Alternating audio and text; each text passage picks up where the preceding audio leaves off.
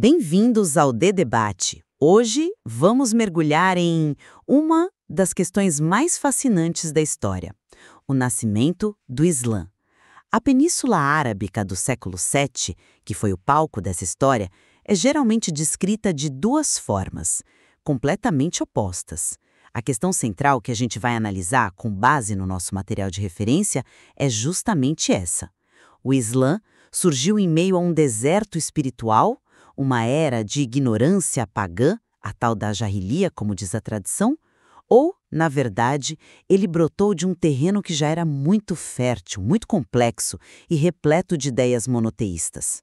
Bom, do meu lado, eu vou defender a visão de que a revelação trazida por Maomé foi uma intervenção divina que transformou radicalmente uma sociedade pagã e, francamente, sem rumo. E eu, por outro lado, vou argumentar que a história nos conta uma outra versão, que a Arábia daquela época era, na verdade, um caldeirão de religiões e que o Islã, longe de surgir do nada, dialogou, debateu e foi moldado por correntes judaicas e cristãs que já estavam lá há muito, muito tempo. Exato.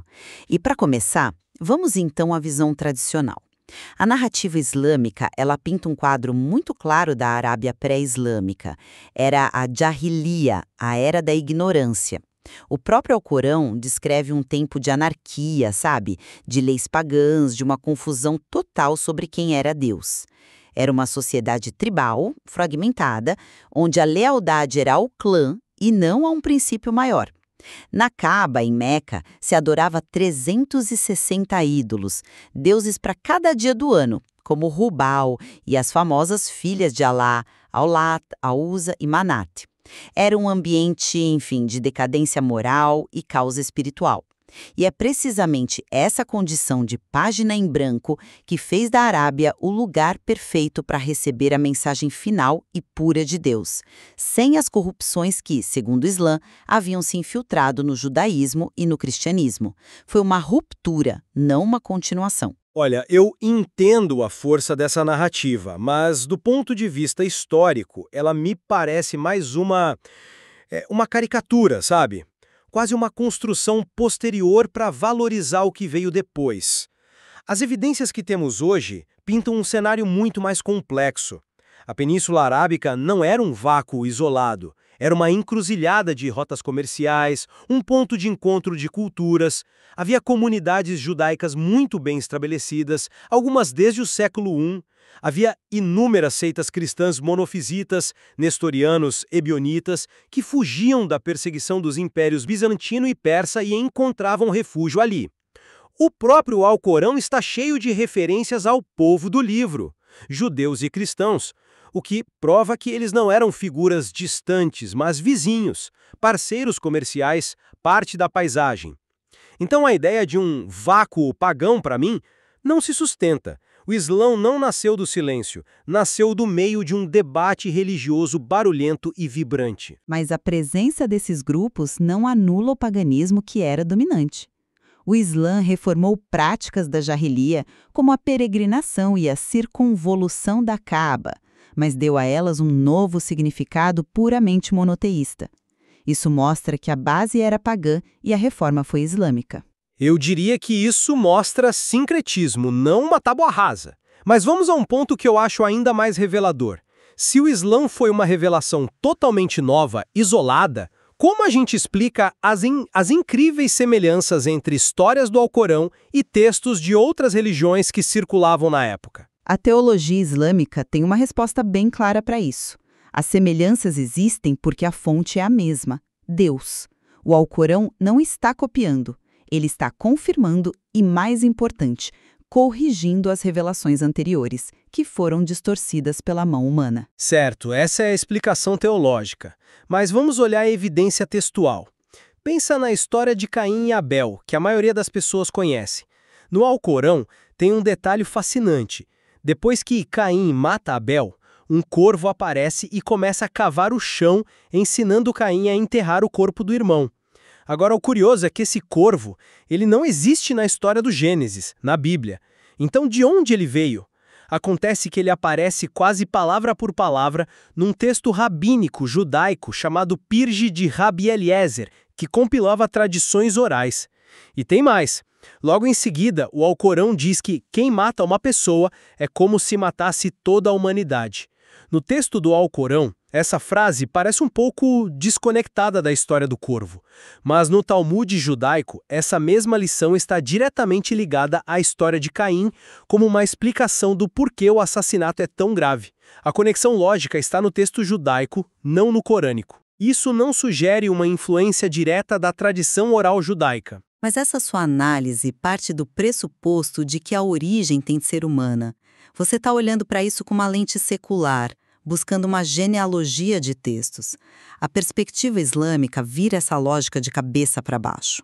Não é que o Alcorão pegou emprestado do Pirge de Rabi Eliezer, é que a verdade original revelada por Deus foi preservada de forma fragmentada e às vezes imperfeita nessas tradições orais judaicas, e o Alcorão a restaura em sua forma final e perfeita.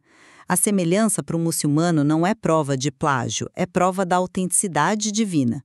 O próprio Alcorão já rebatia essa crítica na época de Maomé, quando os opositores o acusavam de simplesmente recontar fábulas dos antigos.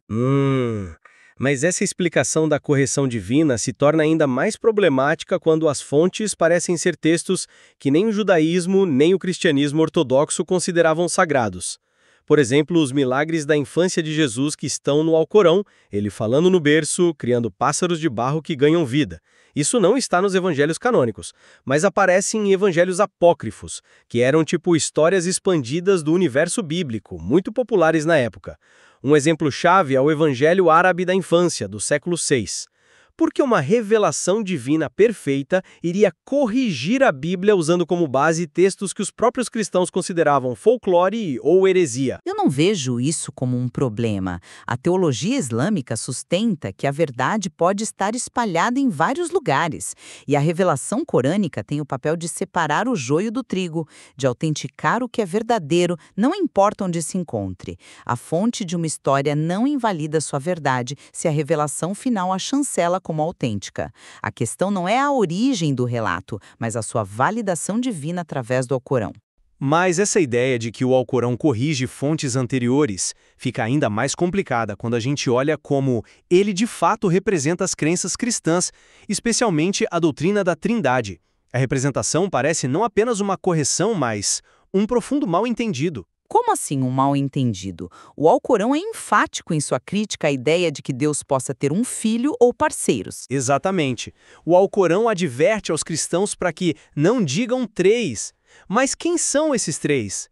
Comentaristas islâmicos clássicos como Ibn Ishaq e até mesmo o próprio texto do Alcorão, na Sura 5, versículo 116, sugerem fortemente que a trindade que Maomé conhecia era composta por Alá, Jesus e Maria. O texto pergunta a Jesus se ele pediu aos homens que adorassem a ele e a sua mãe como dois deuses além de Alá. Isso é uma representação completamente equivocada da doutrina cristã da Trindade, que é Pai, Filho e Espírito Santo, né? Isso não soa como uma crítica teológica precisa vinda de uma fonte onisciente. Soa como a impressão de alguém de fora, que talvez estivesse em contato com alguma seita cristã que praticava uma veneração a Maria tão intensa que parecia deificação. Mas espere, essa sua crítica presume que o objetivo do Alcorão era fazer uma análise teológica precisa do credo de Nicéia. Não era. O objetivo do Alcorão é um só, e é martelado dezenas de vezes: condenar o shirk, o pecado imperdoável de associar parceiros a Deus. A crítica é ao exagero na religião, a tendência humana de elevar profetas e santos a um status divino. Se a fórmula era Pai, Filho e Espírito, ou Pai, Mãe e Filho, pro Alcorão o erro fundamental era o mesmo: comprometer a unidade absoluta de Deus, o Tawhid. O Alcorão não está escrevendo uma tese de teologia comparada, está fazendo um alerta contundente contra o que considera idolatria. Por isso ele insiste que Jesus e Maria comiam alimento, um argumento simples e direto para a sua humanidade. Mas se a revelação é divina e perfeita, por que ela atacaria um espantalho em vez da doutrina real? Uma crítica informada seria muito mais poderosa. Essa imprecisão, para mim, fortalece a ideia de uma origem humana e contextual.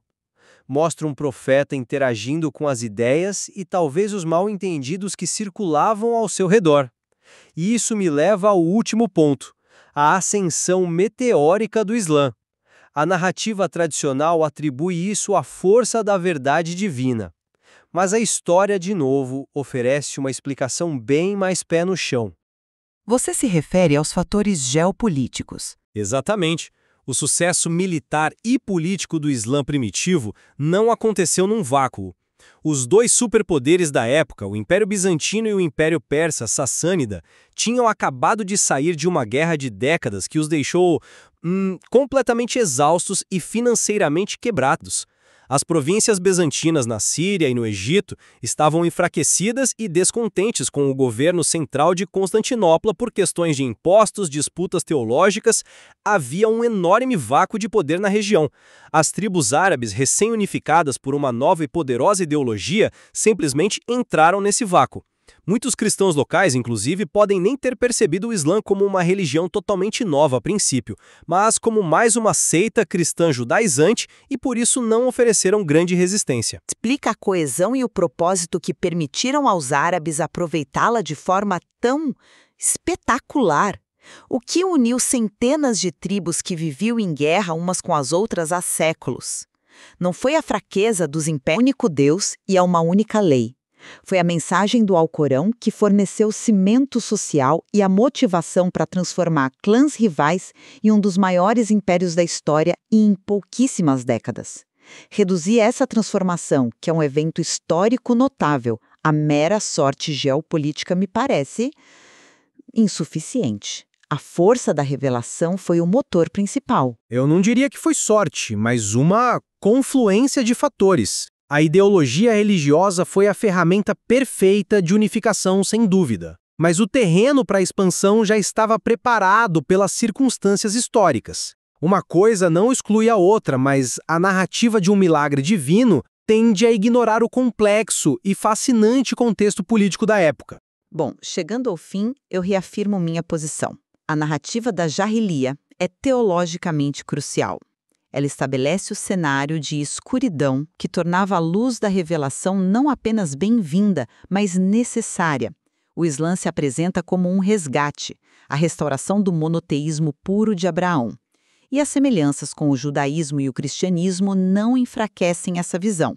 Pelo contrário, na perspectiva islâmica, elas confirmam a fonte divina única, com o Alcorão sendo sua expressão final, corrigida e perfeita para toda a humanidade. Eu concluo reafirmando que a reconstrução histórica nos mostra um quadro muito diferente, uma Arábia pluralista, conectada, onde o Islã não nasceu de um vácuo, mas de um intenso diálogo e conflito com as tradições monoteístas que o precederam.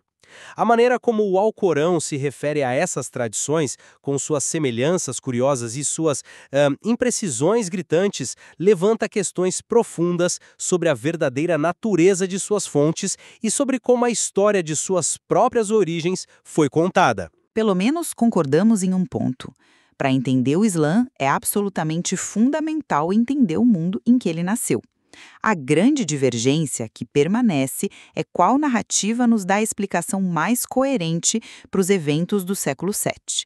A teológica, que fala de revelação e ruptura, ou a histórica, que fala de contexto e evolução. A análise do material mostra que, por trás da aparente simplicidade dessa história de origem, existe uma complexidade que continua a desafiar e a fascinar.